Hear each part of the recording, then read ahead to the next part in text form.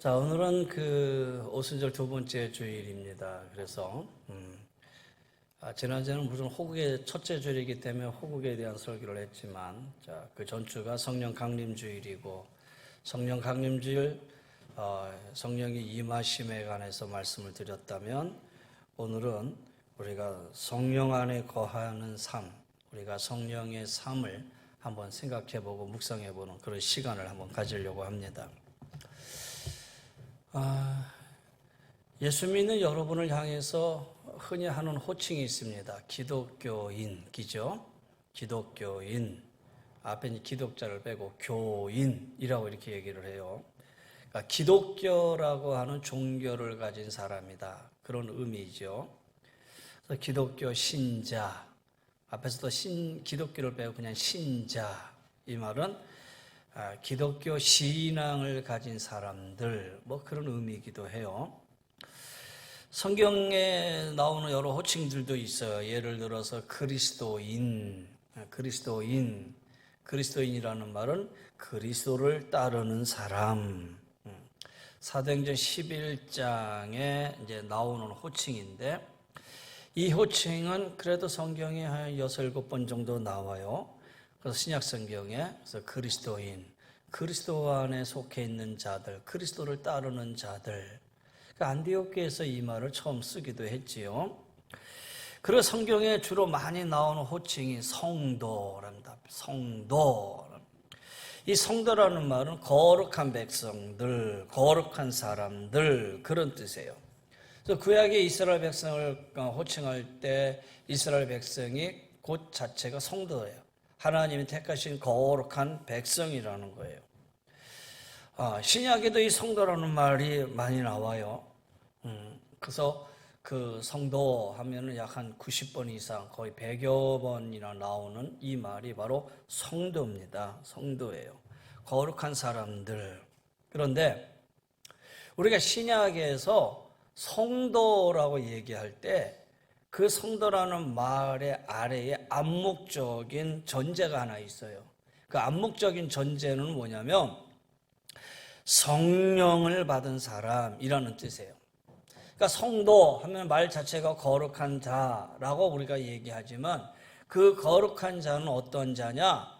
바로 성령을 받은 사람이다. 이런 사람을 성도라고 얘기하는 거예요.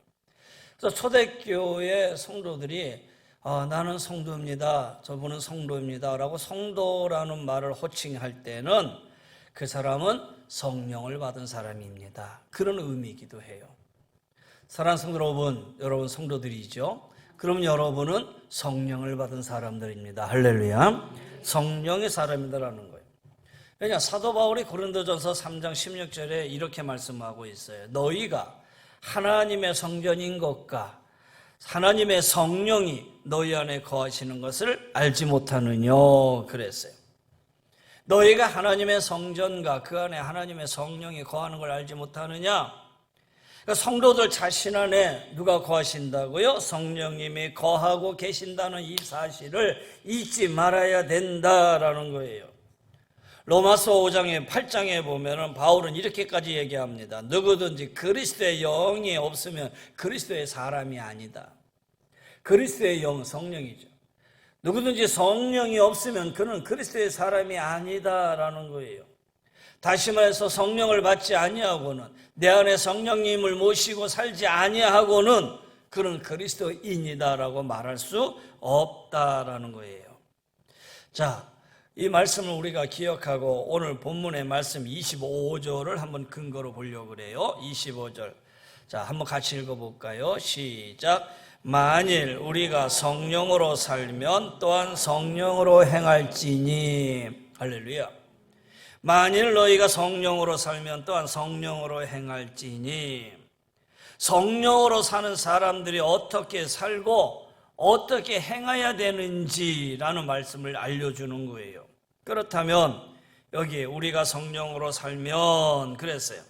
성령으로 살면, 여러분 성도를 성령 안에서 사는 사람이라고 그랬는데, 그러면 성령으로 산다는 그 의미는 과연 어떤 의미냐? 그 뜻은 무엇이냐? 그래서 우리가 성령으로 살며라는 이 말을 보기 전에 그 앞에 있는 말씀을 우리가 한번 봐야 돼요. 자, 그 앞에 24절에 있는 말씀하고 연결되어 있어요. 같이 읽습니다. 시작. 그리스도 예수의 사람들은 육체와 함께 그 정욕과 탐심을 십자가에 못 박았느니라. 다시 말해서 성도들은 육체와 함께 십자가의 정욕과 탐심을 못 박은 사람들이라는 거예요. 내가 성령으로 산다라는 것은 바로 육체와 함께 뿜어져 나오는 이 정욕과 이 욕심을 십자가에 못 박는 사람들. 성도들은 그동안 육체 안에서 뿜어져 나오는 이 정욕과 탐심에 따라 살았어요. 이걸 제어하지 못하고 이 정욕과 탐심에 의해 따라가는 삶을 살았는데, 내가 성도가 되고 난 이후에, 성령을 받고 난 이후에는 그것들을 어디에? 십자가에 못 박아버리고 말았다라는 거예요. 그래서 24절의 말씀 다음에 이어서 하는 말이 바로 너희가 성령으로 살면이라는 거예요. 그러니까 그동안 육체 안에서 뿜어져 나오는 이 정욕과 탐심을 따라 살았는데, 예수 믿고 내가 성도가 된 이후에는 성령을 따라 살게 되었다, 그런 의미라는 거예요. 정신분석학자 프로이드라는 사람이 있지요. 그들의 그 프로이드의 정신분석 이론을 보면은 리비도라고 하는 개념이 나와요. 이 리비도, 한마디로 얘기하면 인간의 활동 에너지예요. 인간의 활동 에너지. 그러니까 프로이드라는 사람이 이 인간은 리비도, 다시 말해서 이 활동 에너지로 살아가고 있다라는 거예요. 그래서 이 리비도가 에고에 모여 있다가 어떤 대상을 향해서 움직이고 활동할 때에 그 에너지가 푹 분출이 되는 거예요. 반대로 근데 이 에너지가 억압을 당하고 이 에너지 흐름을 방해하며 꽉 억제당하고 있어요. 이걸 가리켜 억압이다라고 얘기를 하는 거예요. 그리고 이타적이고 고차원적으로 이 에너지를 향해 가는 것을 가리켜 승화라고 얘기를 하는 것이죠. 그래서 프로이드는 인간은 이 리비도로 산다. 이 리비도, 이 활동의 에너지로 살아가고 있는 것이 바로 인간이다. 그런데 따지고 보면은 바울도 예수 믿기 이전에 바로 이런 사람들이 이와 같이 살고 있는 것을 이미 보고 있지요. 리비도라는 말을 쓰지는 않았지만 인간은 이미 육체에서 뿜어져 나오는 그 에너지로 살아가고 있어요. 근데 그 에너지가 바로 정욕이고 그 에너지가 바로 탐욕이다라는 거예요. 인간은 여기에 의해 살아가고 있다라는 거예요. 그런데 바울은 예수 믿고 성도가 됐어요. 성도가 되니 달라진 거예요. 육체에서 뿜어져 나오는 이 에너지, 이 정욕과 탐욕을 오늘 바울은 십자가에 못 박았다, 이렇게 이야기하고 있어요. 이것을 십자가에 못 박았다. 브로드의 말을 빌려서 설명해 보면 이런 리비도와 같은 이 정욕과 탐욕의 육체 에너지를 억압하게 됐다라는 거예요. 묶어버렸다라는 거예요. 그 대신에 무엇으로? 성령으로 살게 되었다. 우리 안에 거하시는 성령이 주시는 새로운 삶의 에너지로 내가 지금 살아가고 있다라는 거예요. 그래서 앞에 이 17절에 보면 이렇게 얘기합니다. 오늘 본문에 육체의 소욕은 성령을 거스리고 성령은 육체를 거스르느니 이 둘이 서로 대적함으로 너희가 원하는 것을 하지 못하게 하려 함이니라 그랬어요. 육체의 소욕이 있고 성령의 소욕이 있다는 거예요. 육체가 우리 안에 무엇인가를 하고 싶은 간절한 마음을 만들어내는 육체의 소욕이라면 성령도 마찬가지로 우리 안에서 무엇인가를 만들고 무엇인가를 하고 싶은 간절한 마음을 만들어내는 성령의 소욕이 있다는 거예요. 그런데 예수 믿기 이전에는 이 성령의 소욕보다는 육체의 소욕에 따라 살았다는 거예요. 내 마음에 품는 이 소원도, 내 마음에 소원을 품는 이 대상도 다 이 세상의 것들이에요. 일시적인 것이고 그러니 채워도 다 채워지지 못하고 결국은 헛되구나. 이것을 느끼게 해주는 것이 육체의 소욕이라는 거예요. 좀 더 구체적으로 살펴본다면 더 많은 것을 가지고 싶은 욕망, 더 맛있는 것을 먹고 싶은 욕구, 더 자극적인 것을 추구하고 싶은 어떤 그 자극적인 욕망, 더 높은 것을 바라보며 몸부림치는 권력, 명예, 이것이 육체의 소욕이라는 거예요. 그런데 내가 예수 믿고 성령이 내 안에서 성령에 따라 살다 보니 이제는 육체의 소욕에 따라가는 게 아니라 성령에 따라가는 삶이 됐어요. 우리 안에 성령이 거하시게 됐어요. 그리고 이 성령이 주시는 마음에 따라 살아요. 그리고 이 마음은 우선 그 대상이 저 하늘에 속한 것들이에요. 육체의 소욕의 대상이 땅에 속한 것들이라면 성령의 소욕은 저 하늘에 속한 것들이다라는 거예요.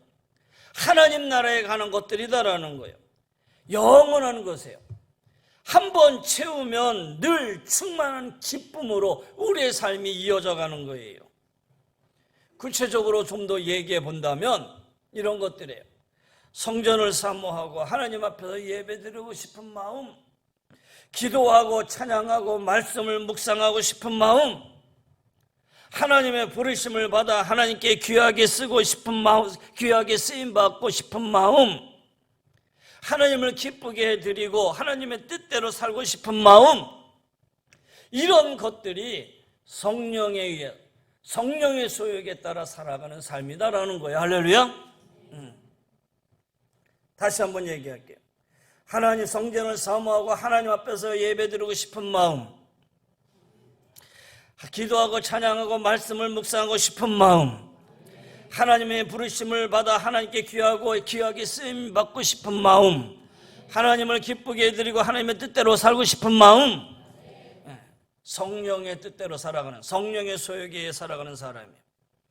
성령은 우리 안에서 이렇게 우리에게 특별한 마음을 품게 해주세요. 이 세상 사람들이 알 수 없는 그런 마음을 품을 수 있게 해주신다라는 거예요. 사랑할 수 없는 사람을 사랑하고 싶고, 피하고 싶고, 심지어 도망치고 싶은 곳에 가고 싶은 마음도 생기고요. 사람들이 외면하는 일을 하고 싶은 마음, 낭비처럼 보이고 헛된 것처럼 보이지만 그저 그것이 하나님이 기뻐하시는 일이라고 생각한다면 그것에 헌신하고 싶은 마음, 이것이 바로 성령이 주시는 마음이에요. 그러니 이 마음에 따라 헌신하고 사명자로 살아가는 사람들이 많잖아요. 다 외면하고 그것이 어찌가냐 한다 하더라도 성령에 따라 움직이고 성령이 가게 하면 그 사명에 따라 나가는 사람들이 선교사들이잖아요. 그 외에 많은 분들이 이 성령의 소욕에 따라 성령이 움직여서 거기에 따라 살아가는 사람들이라는 거예요. 이것이 바로 성령이 주시는 마음이에요. 이런 마음으로 사는 사람을 우리는 성령으로 사는 사람이다라고 불러요. 여러분, 만일 우리가 성령으로 살면 우리 안에 육체가 주는 정욕이나 탐심 말고 여러분 안에 성령이 주시는 마음이 있습니까? 성령께서 내게 하고 싶도록 푸시하는 그런 소원이 여러분에게 과연 있느냐라는 거예요. 성령 아니고는 설명할 수 없는 거룩한 갈망이 내 안에 있느냐라는 거예요. 성령으로 사모하는 사람, 이런 마음을 소중히 여기고 그 마음을 품고 살아가는 사람들이에요.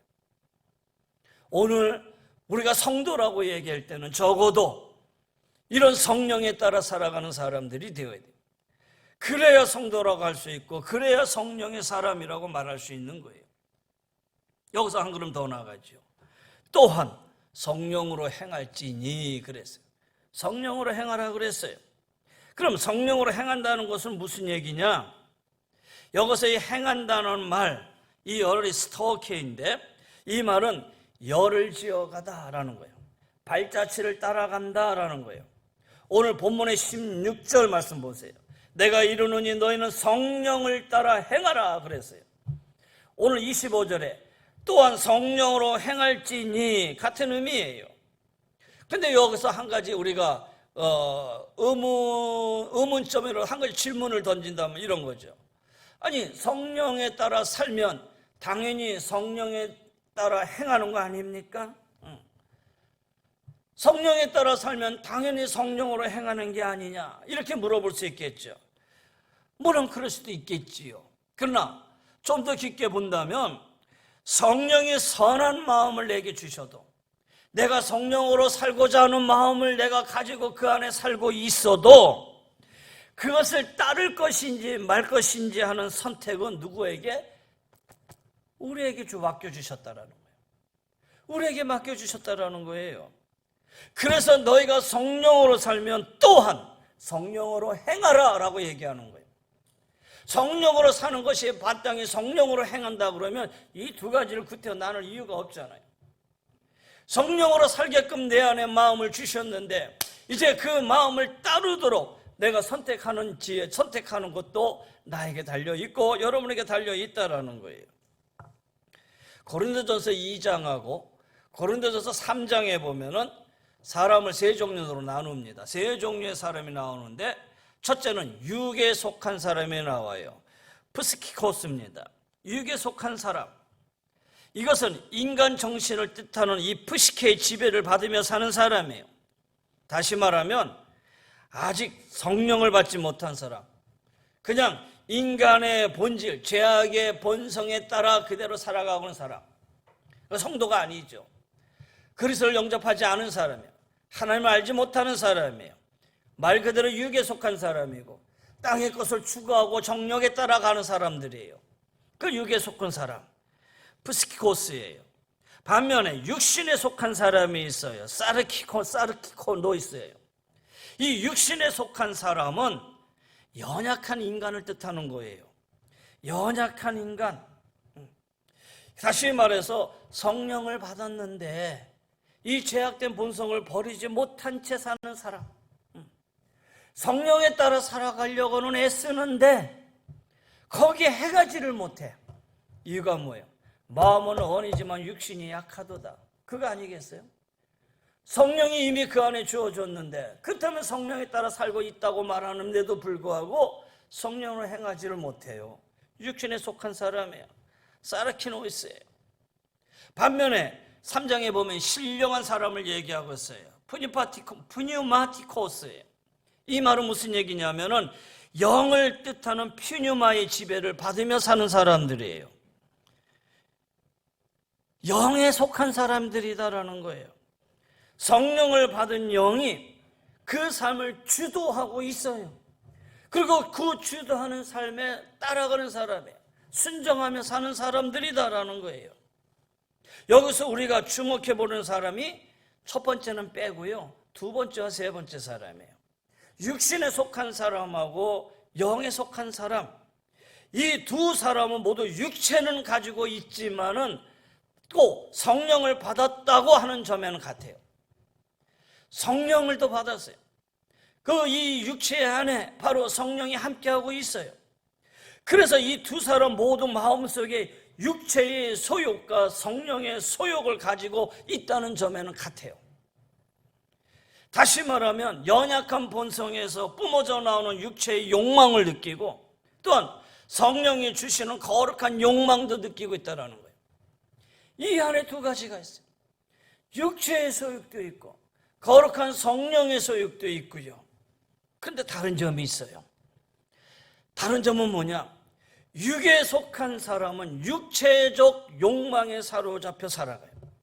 성령이 주시는 거룩한 욕망을 느끼지만은 느끼고는 있는데 이를 따르지는 못해. 그 안에 살고는 있다고 하지만은 그 성령에 따라 살아가지는 못해. 이에 비해서 영에 속한 사람은 반대로 육체적 욕망도 느껴. 그런데 이것을 제어한다라는 거예요. 그리고 이것을 이겨낸다라는 거예요. 그리고 성령이 주시는 거룩한 욕망을 따라가는 사람이에요.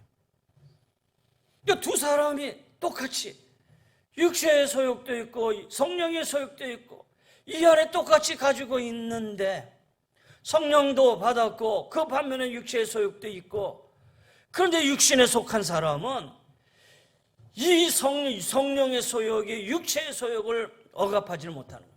제어하지를 못하는 거예요. 그러다 보니 늘 갈등하는 사이에 성령을 버리고 어디를 따라가요? 육체의 소욕을 따라가요. 반면에 영에 속한 사람은 아니에요. 영에 속한 사람은 육체의 소욕을 제어해요. 성령으로 제어한다라는 거예요. 그리고 성령이 주시는 거룩한 욕망을 따라가는 거예요. 이 부분을 바울은 어린아이와 어른의 차이로 설명하고 있지요. 육신에 속한 사람은 어린아이야. 그래서 밥을 먹지 못해. 젖을 먹는 거와 같다라는 거예요. 성령이 주시는 거룩한 욕망을 따르기에는 아주 영적으로 어린 자들을 얘기하는 거예요. 육체의 소욕이 영의 소욕을 능가하고 있어요. 그것을 더 많이 소유하고 있기 때문에 아직은 영적인 소욕을 따라가지를 못해요. 그러니 늘 젖을 먹는 어린아이 같아요. 여러분, 어린아이는 자기 자신을 제어하지 못하고 그냥 욕망에 따라가잖아요. 본능에 충실하잖아요. 반면에 영에 속한 사람은 성숙한 어른이에요. 밥을 먹고 단단한 음식을 잘 소화내는 것처럼 성령이 주시는 거룩한 욕망을 잘 따라 행할 수 있다라는 거예요. 그렇잖아요. 자기 자신이 잘못된 거, 본능을 죽이고 성령에 따라 살아갈 수 있는 사람들이, 이성에 따라 살아가는 사람들이 성숙한 사람이잖아요. 신앙적으로도 마찬가지예요. 육체의 소욕을 죽이고 내가 영에 따라 살아간다는 사람들은 바로 성숙한 어른의, 성숙한 성도의 모습이다라는 거예요. 여러분, 그래요. 성령으로 행한다는 것은 바로 영에 속한 사람을 말하고 있는 거예요. 성령이 마음속에 부어주시는 거룩한 욕망을 강렬하게 느끼고 철저하게 그 욕망을 따라 사는 것을 말하고 있어요. 마음속에 여전히 살아있는 육체적 욕망, 이것을 뿌리쳐요. 이것을 제어해요. 그리고 거룩한 욕망을 따라 살아가는 자들, 이것이 바로 성령의 사람들이다라는 거예요. 그러면 우리는 어떻게 이렇게 성령에 따라 살아갈 수 있고 성령으로 행할 수 있을까? 방법은 한 가지예요. 성령을 받는데 그냥 받는 게 아니라 충만하게 받아야 돼요. 내 안에 성령의 충만함을 갈구하셔야 돼요. 성령의 충만함이 내 안에 있어야 돼요. 그래서 이 성령의 충만함이 육체의 소욕을 제어할 수 있겠고, 오늘 바울은 이 정욕과 탐심을 십자가에 못 박았다라고 강력히 말할 수 있을 정도로 그런 성령의 충만한 사람이었다라는 거예요. 자, 근데 그 부분을요, 오늘 에베소서 5장에 보면 이렇게 얘기를 해요. 술 취하지 말라. 이는 방탕한 것이니 오직 성령으로 충만함을 받으라. 성령으로 충만함을 받을 것을 무엇과 비교하고 있냐면 술 취함과 비교하고 있어요. 왜 성령하고 술 취함하고 이렇게 비교하고 있을까? 한편으로 보면 술 취한 거하고 성령의 충만한 거하고 거의 비슷한 유사점이 있다라는 의미 아니겠어요? 먼저 술에 취한다라는 말을 썼을 때 이 술 취한다라는 이 말은 그냥 한두 잔 마시는 것을 얘기하는 게 아니에요.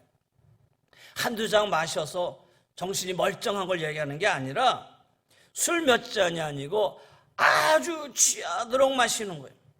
다시 말해서 술에 취해서 자기가 술 기운을 제어할 수 없는 거예요. 술이 이제 자기를 지배하기 시작한다라는 거예요. 그 술 기운이 자기를 지배하고 자기는 거기에 그냥 따라가는 게 되고 말았다라는 거예요. 이 술 기운이 자기 감정까지 지배해요. 그래서 멀쩡하던 사람이 술 취하면 어떻게 해요? 막 울기도 하고 미친 듯이 웃기도 하고, 또 술에 취하면 이 술이 자기 인격을 지배해요.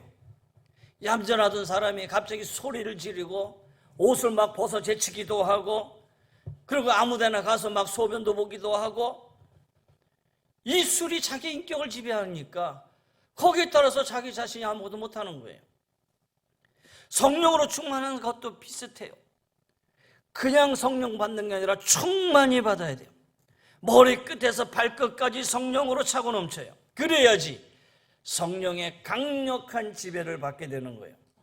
이 성령이 내 감정을 지배해요. 그래서 하늘의 기쁨을 맛보게 되고, 이 성령이 내 생각을 지배해요. 그래서 하나님의 뜻을 깨닫게 되고 선한 생각을 하게 되고, 그리고 이 성령이 내 의지를 지배해요. 그래서 담대해지고 결단하게 되고 행동하게 되는 거예요. 여러분, 이렇게 우리가 성령으로 행하기 위해서는 성령으로 충만함을 받아요. 성령의 충만함을 사모하셔야 돼요. 우리가 이것을 위해서 기도하셔야 되고, 단지 성령 받는 것으로 끝나지 말고 성령의 충만함을 간구하시고 기도하셔야 된다는 거예요.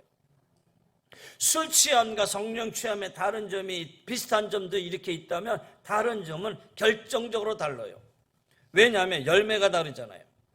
술 취하지 말라, 이런 방탕한 것이니, 술 취함의 열매는 방탕함이라는 거예요.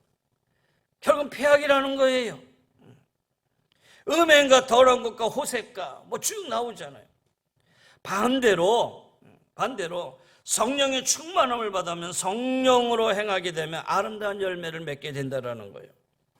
술에 취하면 부끄러움을 저지르게 되고, 하나님의 영광을 가리우게 되고, 자신이 스스로 저지른 이 실수에 대해서 큰 손해를 보고 두고두고 후회하는 일을 저지르게 되고, 그러나 반대로 성령의 충만한 가운데 성령의 열매를 행하게 되면 거기에 아름다운 열매가 맺히는데, 오늘 22절에 그 열매를 소개하고 있어요. 그에게는 사랑이 표현되고 희락이 있고 화평이 있고 오래 참음이 있고 자비가 있고 양성이 있고 충성과 온유와 그리고 절제다라는 거예요. 이런 열매들이 마치 맛있게 잘 익은 열매가 우리에게 즐거움을 주듯이 이러한 것들 하나님을 기쁘시게 해드릴 수 있다는 거예요. 이것은 우리 자신의 기쁨뿐만 아니라 하나님의 기쁨도 되는 것이고, 내가 성령의 지배를 받고 성령의 행하심에 따라 살아간다라는 거예요. 자, 사랑하는 성도 여러분, 우리는 성령의 사람들입니다. 할렐루야. 성령이 주시는 소중한 마음을 품고 성령의 충만함을 가지고 사시기를 바랍니다. 이 성령의 열매가 여러분의 나머지 삶 속에 주렁주렁 많이 열리시기를 주의 이름으로 간절히 권면하며 축원합니다. 이제 말씀을 정리하려고 합니다. 아일랜드 북방에 가면은 봄철에 새들이 날아와서 둥지를 치고 새끼를 키우고 산다 그래요. 그러다가 늦가을이 오면은 세찬 바람이 불어오기 시작하는데, 어미들은 이 새끼들이 다칠세라 둥지로 날아가랴 바람이 날아오는 흙덩이에 맞으랴 아주 안간힘을 다 하고 있어요. 그런데 이때 끝까지 버티는 새가 있는가 하면 포기하고 아내와 새끼들을 움켜쥐고 양날개를 크게 벌리고 바람아 마음대로 하려무나 하고 바람에 몸을 맡겨버리는 새들이 있다고 그래요. 그리고 바람이 부는 대로 날아가요. 얼마를 날아가다 떨어지는가 싶고 보니 그것이 잔디에 떨어져 누워있게 돼요. 새끼들이 다 무사해요. 새끼들과 함께 바람에 타고 온 것을 발견하게 돼요. 그런데 산등성이에서 바람을 거스르며 버티던 새들, 자기 힘과 꾀를 써서 버텨봤지만, 싸워봤지만 다가온 겨울의 추위 속에 그만 얼어 죽고 말았다라는 거예요. 여러분, 성령의 바람이 우리 안에 들어올 때 그냥 버티고 세상만 의지하고 살겠습니까? 내 힘으로 남은 생애를 살 수 있다고 생각합니까? 여러분이나 저는 약한 자들입니다. 그러기에 성령의 충만함을 간구하셔야 되고, 성령이 내 온 인생의 삶을 지배할 수 있도록 내 양날개를 활짝 펴서 성령을 받아들여야 됩니다. 할렐루야.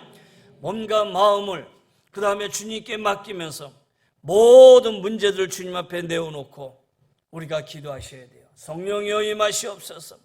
성령이 원하는 대로 하나님 행하시옵소서. 성령의 이끄심 속에 나를 인도하시옵소서. 여러분 이렇게 기도하셔야 돼요. 이것이 바로 성령의 역사하는 대로 쫓아 살고 성령의 역사하는 대로 행하며 살아가는 성도의 삶이신 거예요.